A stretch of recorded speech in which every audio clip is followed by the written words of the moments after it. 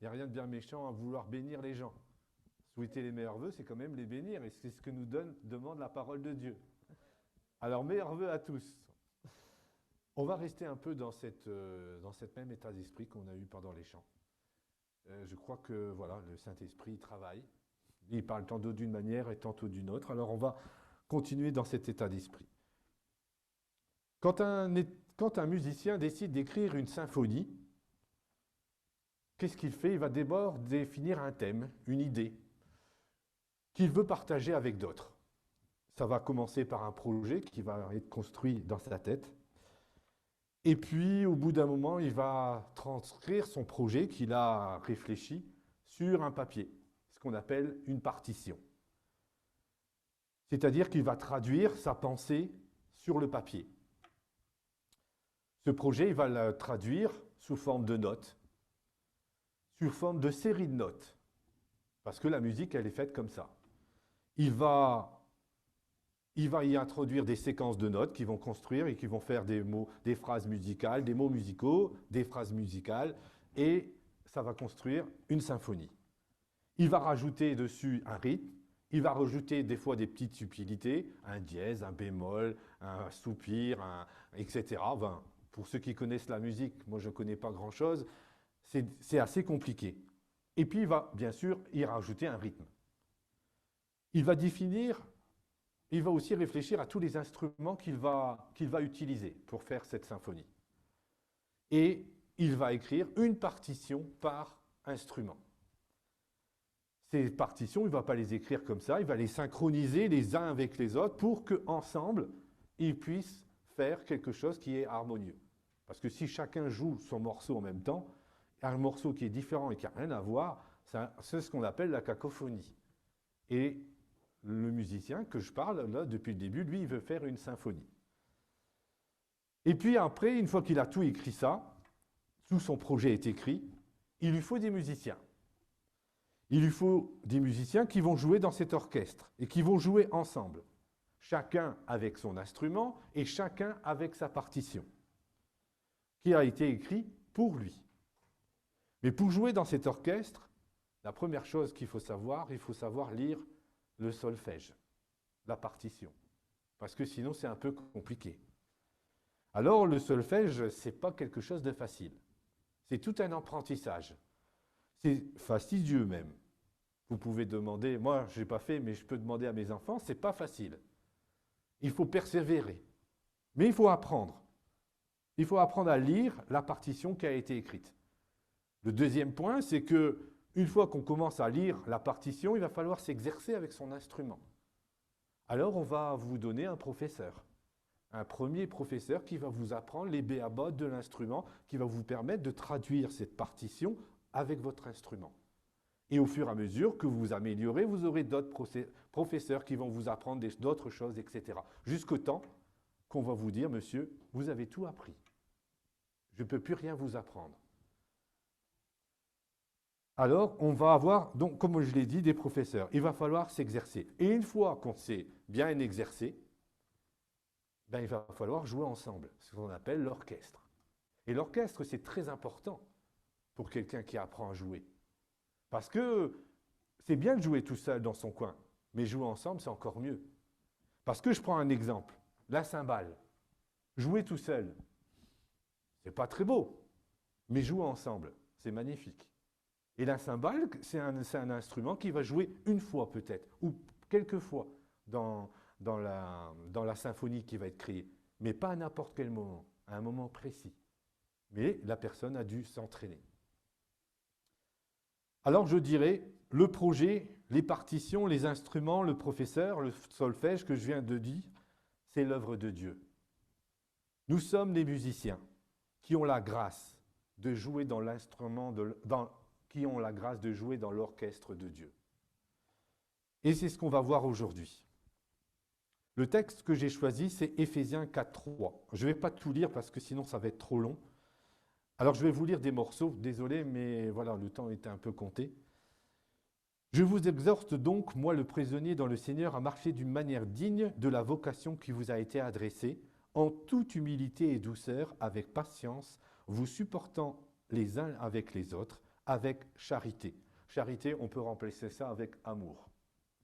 Vous efforçant de conserver l'unité de l'esprit par le lien de la paix.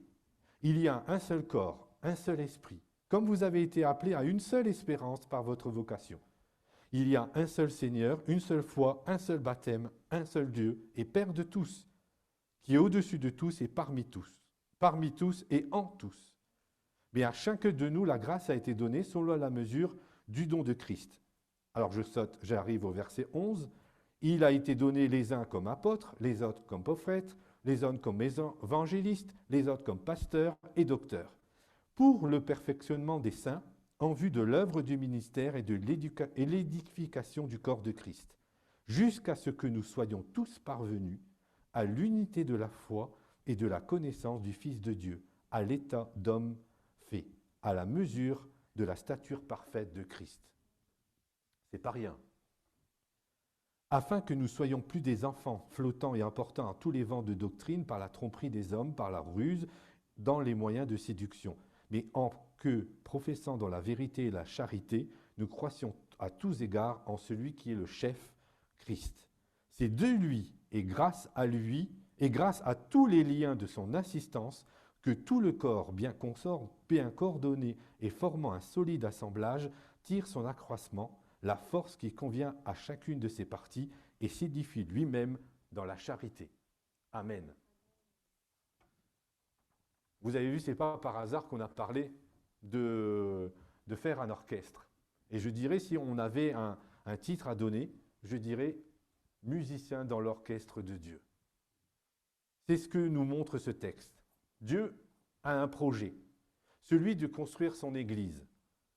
Chacun uni ensemble, chacun uni à Christ et uni à Dieu.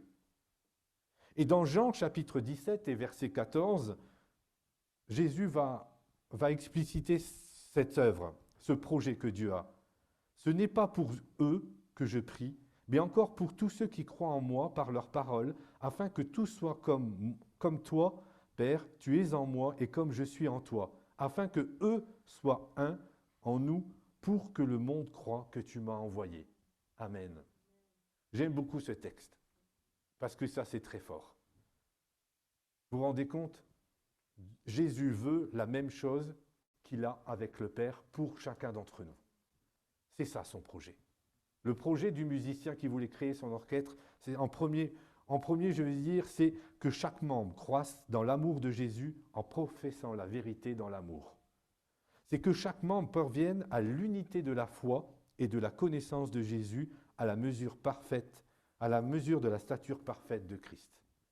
Et je dirais, c'est aussi que chaque membre...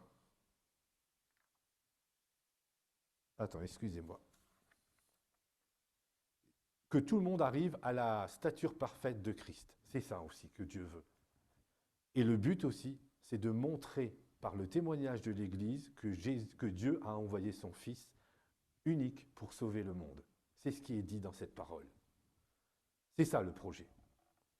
Mais pour cela, Dieu va mettre en place un orchestre, l'Église, assemblée de tous ceux qui ont été élus avant la fondation du monde et qui ont répondu à l'appel de Dieu le jour qui a été choisi.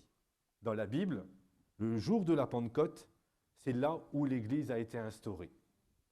C'est là que l'Église a commencé à prendre forme. Ce n'était pas un jour particulier. Ce n'était pas un jour ordinaire plutôt, c'était un jour particulier. C'était le même jour où Dieu avait donné la Torah au peuple d'Israël, les 10 commandements, la loi de Moïse. Le même jour.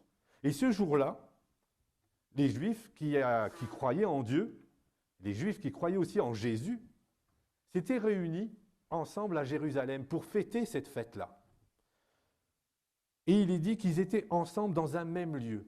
Et tous ces gens qui étaient réunis là, à ce moment-là, avaient 7 points communs.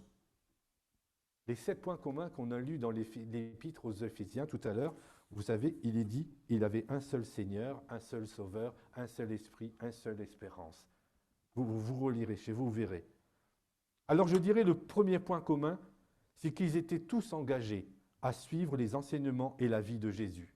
c'est-à-dire qu'ils avaient le même baptême. Le baptême, c'est un engagement envers Dieu. Ils croyaient tous que Jésus était le Fils de Dieu et qu'il était ressuscité, le même Seigneur. Ils avaient le même Dieu, créateur de toutes choses, et qui avait envoyé Jésus, son Fils, pour le réconcilier avec eux, avec Dieu. La même espérance que Dieu enverrait son consolateur, le Saint-Esprit, et que Jésus viendrait rechercher son Église. La même espérance.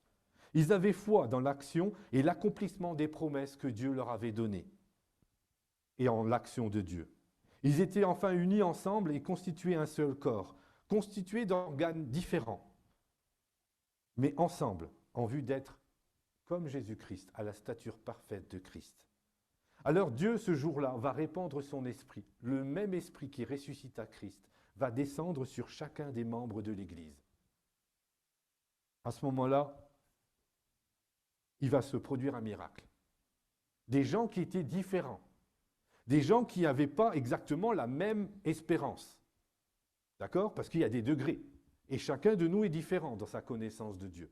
Ils avaient tous la même foi, mais pas à des degrés différents.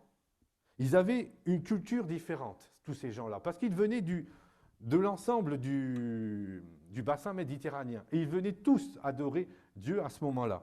Ils avaient une langue différente. Ils avaient peut-être une compréhension de Dieu aussi différente. Malheureusement, puisqu'ils n'étaient pas parvenus encore à la statue parfaite de Christ. Mais le miracle, c'est que l'Esprit de Dieu va descendre et à ce moment-là, ils vont parler tous d'un même langage. Ils vont raconter tous les merveilles de Dieu. Ils vont recevoir. Et ce corps, qui était constitué d'éléments complètement différents, va prendre vie. Et le résultat, 3000 personnes vont se convertir par la prédication de Pierre. Et ça, c'est l'œuvre de Dieu. Chaque membre de l'Église doit croître dans les 7 piliers qu'on a énoncés tout à l'heure. Dans son engagement, dans le fait de proclamer le Seigneur, dans cette espérance, dans sa foi, dans le fait de travailler ensemble et de travailler aussi par la vie de l'Esprit. On doit tous grandir dans ces 7 piliers, dans son amour pour Dieu, dans sa relation avec Dieu, parce que c'est là que tout commence. On peut croître dans ces 7 domaines. Et ces 7 domaines, comment croître? C'est dans l'amour de Dieu et dans notre relation avec Dieu. Plus on sera intime avec Dieu, plus on aura de la connaissance de Dieu, plus on aura bénéficié de son amour et plus on va grandir dans notre espérance, dans notre foi, dans notre engagement. Par l'assistance de Dieu, cette force, cet amour, va permettre de solidifier chacun des membres et chacun des membres qui les unit les uns aux autres. Ça, c'est quelque chose de beau et de merveilleux. Afin que l'Église puisse vraiment appliquer et travailler pour l'œuvre de Dieu. L'Église nous aide aussi à croître. C'est parce qu'en fait, j'ai un frère à côté de moi qui va me permettre de grandir. On y reviendra après. Guidé par le Saint-Esprit, chacun va jouer la partition que Dieu lui a donnée. Et chacun vous a donné une partition à jouer dans cet orchestre. C'est pas la même. Moi, je n'ai pas la même que la vôtre. Mais pourtant, les 2 partitions vont se synchroniser pour arriver au but de montrer que Jésus-Christ est venu pour sauver celui qui croirait en lui. Amen. Ce passage nous montre que Dieu prend soin de l'unité des membres et des membres de cette Église. Il est dit, par les liens de son assistance, que le corps et bien coordonné forme un bel assemblage par les liens de son assistance. Alors on va voir un peu ce que c'est que les liens de son assistance. Parce que un corps, s'il commence à se disloquer, il ne sert pas à grand-chose. Je vais prendre l'exemple. Si je suis un doigt dans le corps de Christ et que le doigt n'est pas attaché à la main et que la main n'est pas attachée au bras, à quoi ça sert d'avoir un doigt? À pas grand-chose. Par contre, si je suis lié à la main, si je suis lié au bras, là, je vais avoir une efficacité. Vous voyez? Par les liens de son assistante. Et c'est pour ça qu'il est dit au tout départ, marcher d'une vocation de manière à conserver l'unité pour que l'efficacité du doigt puisse prendre tout son effet parce qu'il est lié à la main et parce qu'il est lié au bras. Les liens de son assistance. Le premier lien de l'assistance, c'est le fruit de l'esprit. C'est le fruit de l'esprit, son action en moi, qui dépend de ma relation avec Dieu et qui permet d'être, comme on l'a vu tout à l'heure, premièrement, humble, doux, patient. Voilà, c'est ce qui a été écrit dans le texte. Jésus dira, « Je suis le cep, vous êtes les sarments. Celui qui demeure en moi porte beaucoup de fruits. » Et je dirais d'une manière naturelle, c'est pas si simple d'être humble, c'est pas si simple d'être doux, c'est pas si simple d'être patient. Dans le monde actuel, c'est tout l'inverse. On veut s'imposer, on veut être, on veut montrer qu'on est capable, on est impatient, il faut qu'on ait la réponse tout de suite à nos problèmes. Quelle différence par rapport à ce que Dieu nous demande? Jésus a été humble, il était le Fils de Dieu, il était assis à la droite du Père, il est descendu sur la terre. Il était toujours soumis à Dieu. Ça, c'est de l'humilité. La douceur, il parlait, il reprenait avec douceur. Et il était patient face à ses opposants, face à ceux qui ne comprenaient pas, finalement, qui était Dieu. Combien de fois il leur a répondu? Et je crois que ça, c'est l'œuvre du Saint-Esprit en nous, le fruit de l'Esprit. Ce n'est pas quelque chose qui est naturel. Alors vous avez des gens dans le monde qui vont être patients, qui vont être doux, ils vont être, etc. Il y en a, mais d'une manière naturelle, ça ne l'est pas forcément. Mais quand l'Esprit de Dieu descend sur nous, quand l'Esprit de Dieu, lorsque j'accepte que Jésus est mon Sauveur, l'Esprit de Dieu est sur moi. Et à ce moment-là, le résultat de l'Esprit de Dieu en moi va produire du fruit qui sont l'humilité, la douceur et la patience. Et tous ces trois-là, qui sont cités dans le texte, permettent de garder l'unité par le lien de la paix. Parce que lorsqu'on n'est pas en paix, eh bien, on n'a pas d'union, ce n'est pas possible. On est divisé. Et on doit essayer par tous les moyens de conserver cette unité de la paix.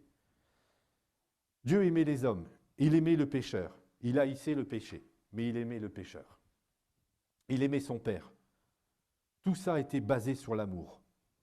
Et son unité au Père se solidifiera par le lien de l'Esprit. Et ainsi, comme il est dit dans Jean, ils vont former un avec le Père et il veut que chacun d'entre nous soit uni à lui comme il est uni avec le Père. Basé sur le fruit de l'Esprit. Le deuxième lien d'assistance, c'est les dons naturels et surnaturels. C'est explicité dans la parabole des talents. On en a parlé il y a quelque temps, un mardi soir, et c'était très intéressant. Alors je vais reprendre l'idée générale qui avait été donnée, mais je crois que c'est très important de partager aussi.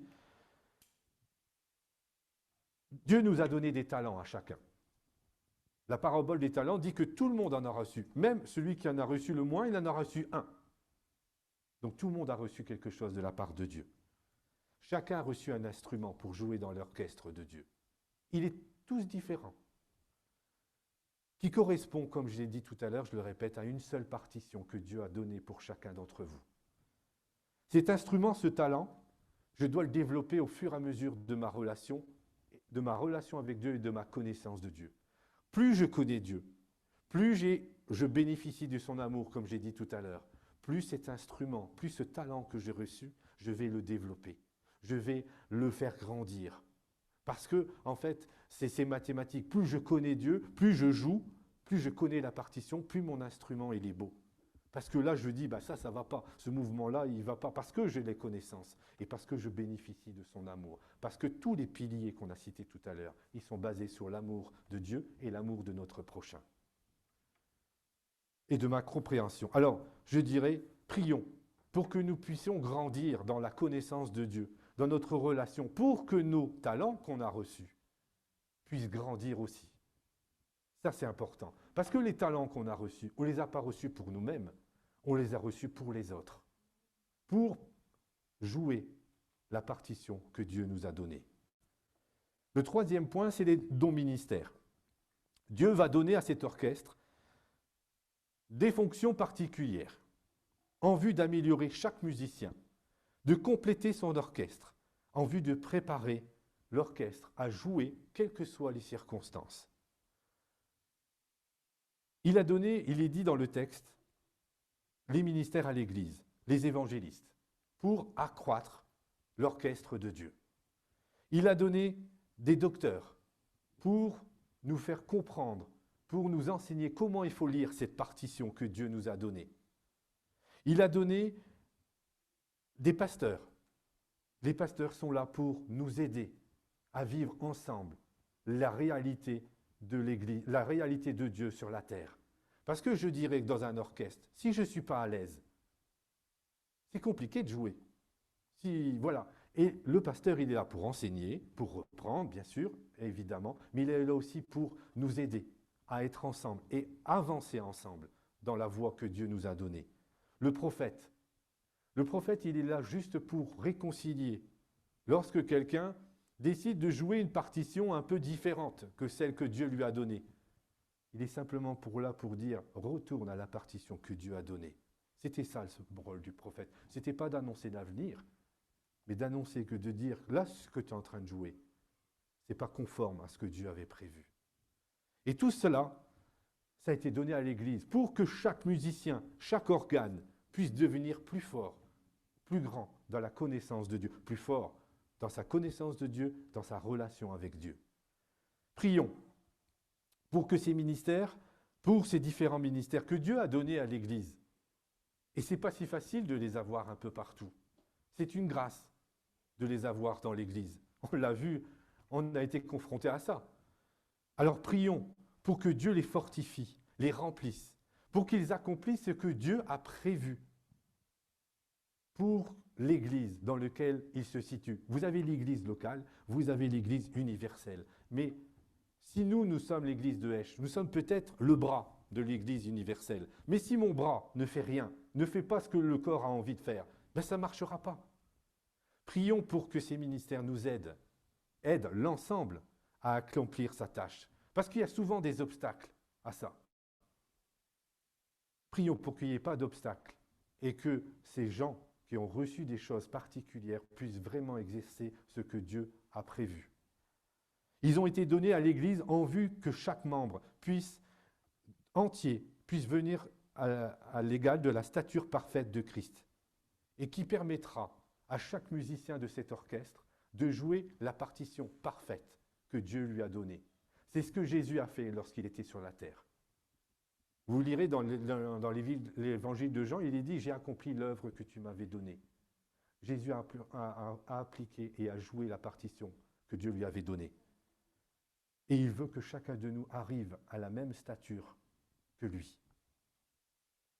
Jésus est le chef d'orchestre de cette symphonie, qui par son témoignage, son œuvre et ses paroles nous a fait connaître Dieu le Père. Pour jouer dans l'orchestre, comme je l'ai dit, il faut s'exercer. Il faut exercer à lire la Bible, la partition, la comprendre, l'assimiler, la retenir, la mettre en pratique. C'est le solfège que j'ai parlé tout à l'heure, la lecture de la Bible, la connaissance de Dieu. Il faut aussi pratiquer son instrument en fonction de la partition. En général, on le fait avec un professeur qui nous guide, nous conseille, nous reprend. Jésus ne nous a pas laissés orphelins, il nous a envoyé le Saint-Esprit, qui nous aide à comprendre cette partition. Il nous aide aussi à la mettre en pratique. Parce que j'ai beau connaître, savoir lire la partition, si je n'ai pas joué de l'instrument, je n'y arriverai pas. Mais il faut que je m'exerce et que je me laisse enseigner par Dieu. Pour apprendre à ne pas jouer. Après, ce professeur, le Saint-Esprit, va aussi nous aider à jouer ensemble. Comme je l'ai dit tout à l'heure, on peut aussi jouer super bien ensemble d'un instrument. Mais si je ne suis pas synchronisé le jour que l'orchestre est réuni, c'est la cacophonie. Et le Saint-Esprit nous aide à pouvoir travailler les uns avec les autres. Et c'est ça aussi qui est un miracle de Dieu dans l'Église. L'Église, elle est belle. Souvent, on critique l'Église parce qu'on dit ceci, cela, cela. Moi, je dis que l'Église, elle est belle. On est des différentes cultures, des différentes origines. On n'a pas les mêmes parcours, etc. Et on arrive à travailler ensemble. Allez voir dans une société, ce n'est pas si facile que ça. Alors, je vais conclure en disant que le Saint-Esprit aussi va nous aider aussi à jouer la partition, ni trop fort, notre partition, ni trop fort, ni trop faible. pour que l'harmonie soit respectée. Et ça, c'est très important. Dans un monde qui se divise, qui se fracture, vous avez qu'à écouter les informations, vous verrez, il y a je ne sais pas combien de sujets sur lesquels on peut se disputer actuellement. C'est incroyable, même. Face aux attaques spirituelles, qui concernent aussi l'Église, je dirais la situation sanitaire aussi, qui dévise l'Église, qui la sépare, malheureusement. Veillons à notre unité. Ne restons pas seuls. C'est un piège de croire qu'on peut rester seul et vivre sa foi tout seul. Un instrument, il est efficace lorsqu'il joue dans un orchestre et pas de manière individuelle. C'est beau, mais ce n'est pas efficace. Veillons à ce que les sujets de fracture du monde aussi ne viennent pas dans notre Église. Ça ne sert à rien. Ce n'est pas nos affaires. Combien de fois, il y a combien de sujets comme ça essaient de déborder dans l'Église? Laissons ça de l'autre côté. Nous, ce qu'on doit s'occuper, c'est des affaires de Dieu. Et c'est déjà suffisant. Je dirais que renforçons nous-mêmes notre relation avec Dieu par l'insistance de l'Esprit pour constituer ce corps. Je l'ai déjà expliqué tout à l'heure. Alors je dis que Dieu a toujours voulu rassembler son peuple. Dieu a toujours voulu rassembler. Le diable, lui, il est là pour diviser, pour isoler, pour séparer. Ça, c'est la grosse différence. Et je dirais que ça peut être aussi un leitmotiv pour cette année. Prions pour notre foi. Prions pour affermir notre espérance, pour les œuvres de notre foi. Prions pour affermir et consolider notre engagement avec lui. Proclamons Jésus-Christ, notre Sauveur, notre Seigneur, celui qui sauve, notre Père, celui qui a tout fait pour nous, et vivons selon l'Esprit. Je pense que pour cette année, en tout cas, moi peut-être que je ne ferai pas tout, mais je voudrais vraiment choisir un de ces thèmes-là pour le développer. Peut-être que je ne le ferai pas tout, mais j'essaierai de le faire, parce que je veux que l'orchestre que je suis, que ma famille proche, ma femme, mes enfants, constitue aussi un orchestre, comme l'Église. Ma famille un peu plus éloignée, mes frères et sœurs, mes parents, mes beaux-parents, mes belles-frères, ça aussi, ça forme un orchestre, parce que les gens regardent. Et je dirais que notre Église puisse montrer le témoignage de Dieu, que Jésus a été envoyé par Dieu lui-même pour nous sauver. C'est ça le but de l'Église. Alors je dirais, pour conclure, plus je suis fort, plus mon petit doigt est fort, plus le corps est fort, plus l'édifice, plus notre union est forte, plus l'édifice est fort. Je dirais que seul, je vais plus vite, mais à deux, on va plus loin et plus longtemps. Et c'est ça qui est important, pour rester fidèle jusqu'à la fin. Que le Seigneur vous bénisse, que le Seigneur puisse nous travailler encore. Je crois que les chants ont déjà guidé tout à l'heure, qu'on puisse être remplis, qu'on puisse affermir durant cette année. Amen. Seigneur, nous voulons, Seigneur, te remercier et te bénir pour l'Église que tu as donnée. Merci, Seigneur, pour mes frères et sœurs qui sont à côté de moi chaque jour, Seigneur, et qui nous aident à marcher dans tes voies. Parce que nous voulons, Seigneur, ensemble accomplir l'œuvre de Dieu. Nous voulons accomplir cette œuvre que tu as donnée, Seigneur, à chacun.